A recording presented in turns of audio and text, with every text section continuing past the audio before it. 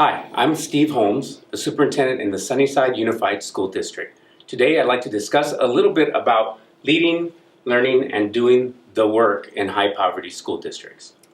A little bit about Sunnyside Unified School District. We were established in 1921, so we're coming up on 100 years of existence as a school district, celebrating that. We're surrounded by Native nations, two of them in particular, 2,000 employees, 21 schools, serving almost 16,000 students. We are a Hispanic serving institution, 84%, and we're a high poverty school district. All of our schools qualify for free for Title I because of the free and reduced lunch counts in our schools. Some of the context of high poverty school districts when it talks about educational efforts are as follows.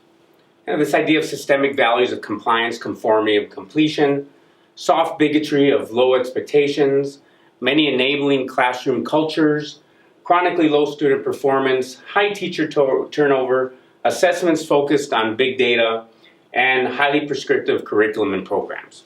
That's a good description of what the Sunnyside District was doing for many years, post No Child Left Behind, until we kind of had a little bit of leadership change. I started in the district 6 years ago and really wanted to change what we know was not resulting in better outcomes for our students. And we had to be really clear on what the problem was and currently is, which is in communities of high poverty, school systems play a significant role in fostering inequalities that limit students' future opportunities for success.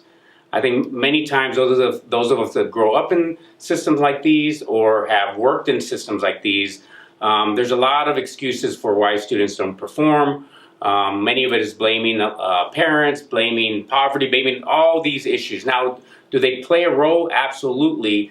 But what I found is that the main problem is the system itself. Love this quote from Pedro Noguera. You don't have to change the student population to get results. You have to change the conditions on which they learn. This is a quote that I used coming into the district as a superintendent to really begin to change the mindset around learning. Developing and cultivating an organization that's really founded on learning really has to be really clear not only what the problem is, but equally important, what are we going to do to change the results. And that's where our journey begins. How do we change the conditions for learning, and what have we done here in the Sunnyside Unified School District? I want to start by this idea that assessment for learning has been a way for us to move from compliance, completion, and conformity to a different system. I use this desert metaphor specifically because many times if you think about communities like ours, and we're in the desert, we think about this kind of desolated kind of place where not a lot of things are happening, right? And as we begin to shift into the work and think differently about the organization, I really want to kind of present the more beautiful ecology of the desert, which really truly represents our community. One thing that I didn't mention is that I went to school K-12 in this system. So I'm fortunate enough to come back and serve in this capacity. So there's a little bit of definitely institutional knowledge for just me and my personal understanding from being in that system many, many years ago.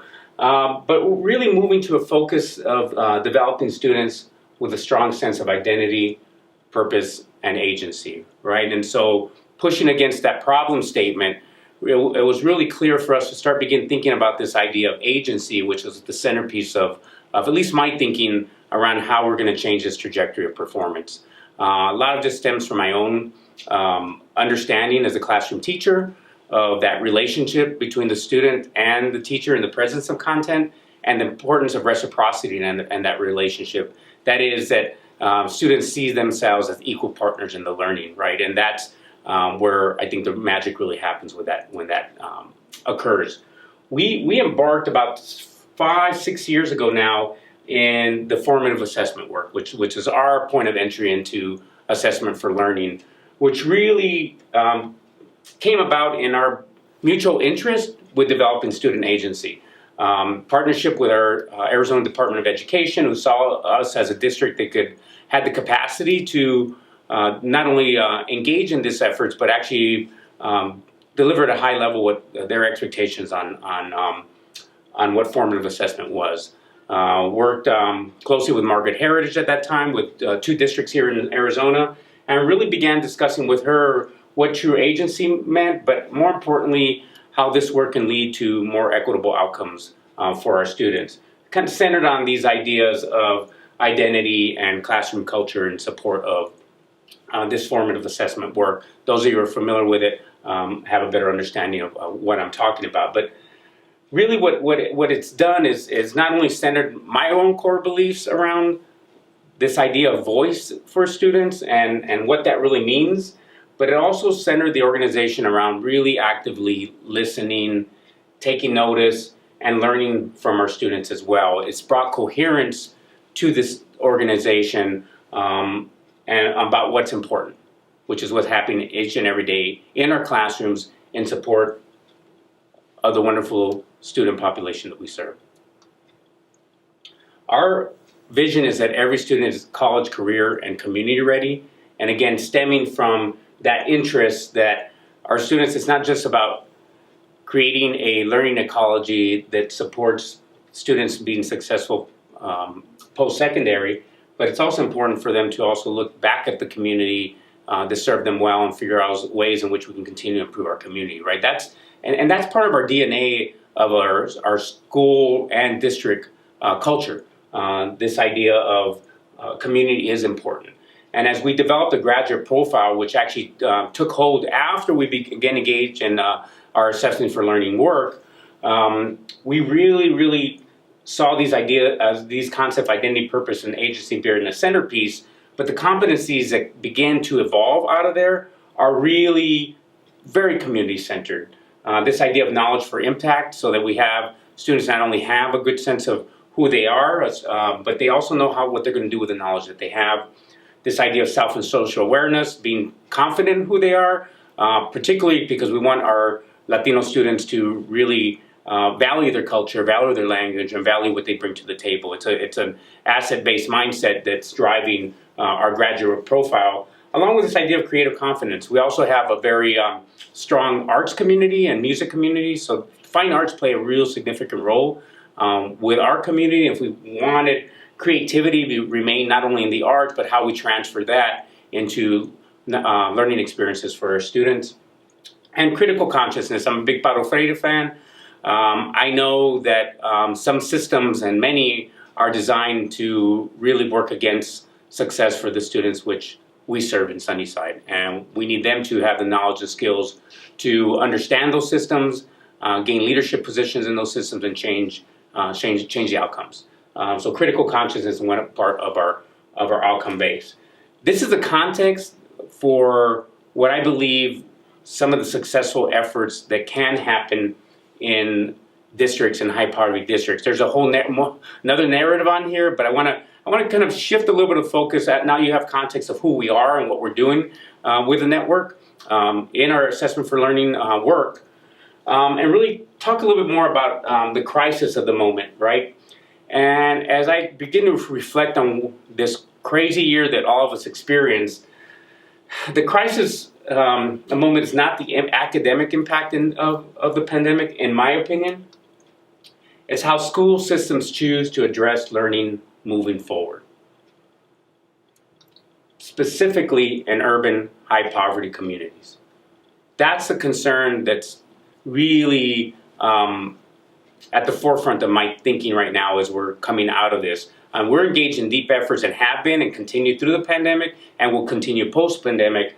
But equity is not just about the work you're doing in your own community. It's also about what things are happening nationally and what things are happening in neighboring communities as it relates to the children that we serve.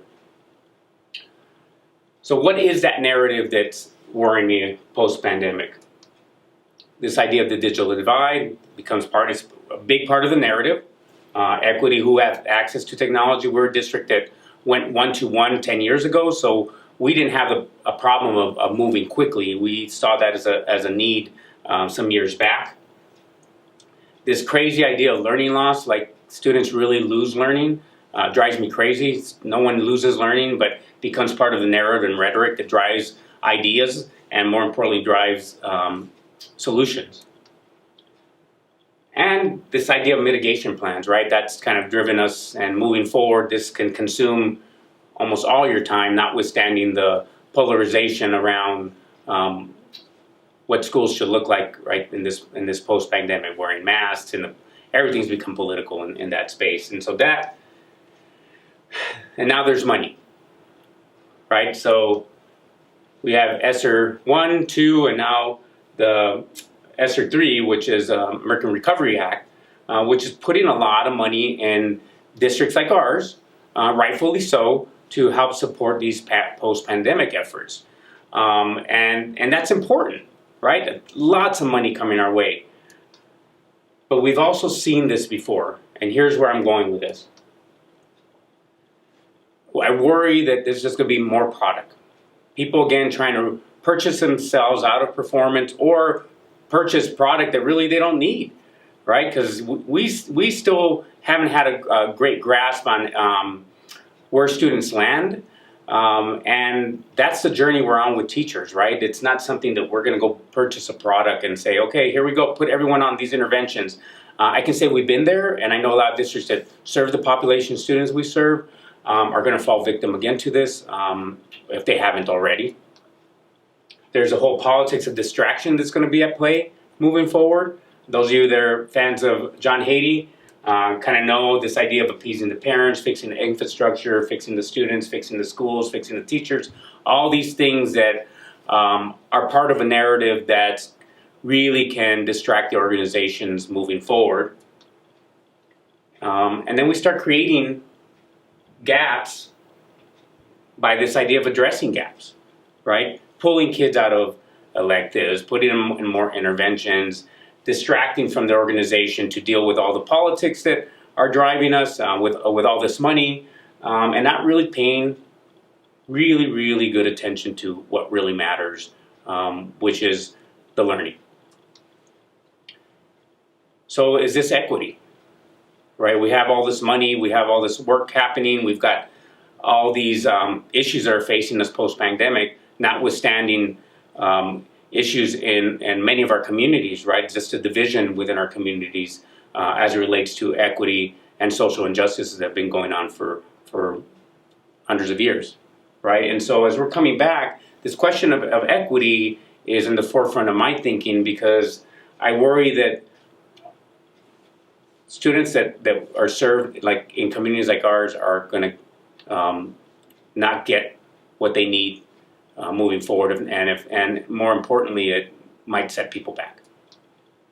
So meanwhile, right, as that's happening, those that are doing the work stay the course. As I mentioned before, we've been doing the work, we're going to stay the course, which is good for our kids and whether for our community. That's no doubt. But this is great, but who's really doing the work? Right? Who's really doing the work? Are existing ALP proof points compelling? And if it's the right strategy for improving learning, where is the scalable impact for urban high poverty communities? I can tell you that there's not many district-wide initiatives in the ALP movement, particularly with communities that I serve that are actually doing the work.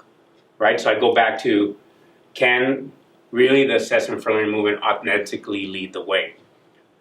That was the big question as we popped up, and I've come full circle in this idea that here's our context, here's what we're doing.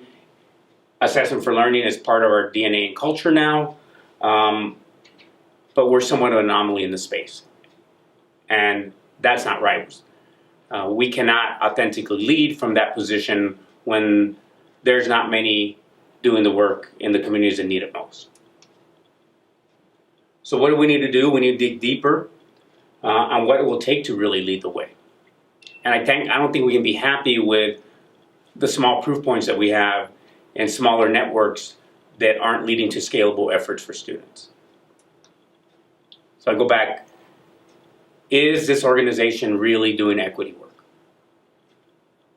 I think that's a question at hand, and I think there's a time and a point for real deep self-reflection on, are we going to celebrate these kind of smaller proof points in small schools that really aren't systemic efforts, or are we really going to start thinking deeply about how this can really become a movement in communities that can really benefit from this deeper understanding of learning in the context of this assessment for learning space. So I do believe we're revolutionizing the public school experience. I do believe that we can help lead some of those efforts and lead the way, but I think as an organization we have to think much more deeper about what these proof points mean, what success looks like, and more importantly, what equity truly means. Because we can't flirt with equity. We're either in or we're out. So I want to thank you for the opportunity to just share a little bit of what we're doing at Sunnyside, where my thinking is around the network, and where some of my concerns lie moving forward, and the lack of opportunities for all students to engage in this type of work. Thank you very much.